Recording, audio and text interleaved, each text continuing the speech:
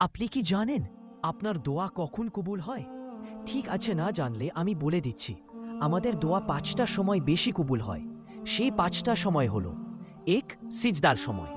রাসূল সাল্লাল্লাহু আলাইহি ওয়াসাল্লাম বলেছেন, সিজদার মাঝে তোমরা দোয়া করো কারণ তা কবুল হয়।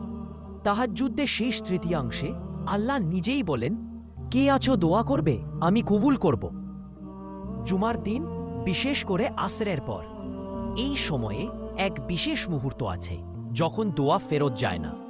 ৪, আজান ও ইকামতের মাঝখানে। এই সময় দোয়া করা সুন্নত এবং তা কবুল হয়। ৫, মজলুম ব্যক্তির দোয়া। অত্যাচারিত মানুষের দোয়া ও আল্লাহর মাঝে কোনো পর্দা থাকে না। ভাই ও বোনেরা, কখনো হতাশ হবেন না। আপনার দোয়া একদিন ঠিকই কবুল হবে, ইনশাআল্লাহ। ভিডিওটি শেয়ার করুন, যেন অন্যেরাও জানতে পারে। আর সাবস্ক্রাইব করে পাশে থাকুন ইসলামী বার্তার জন্য।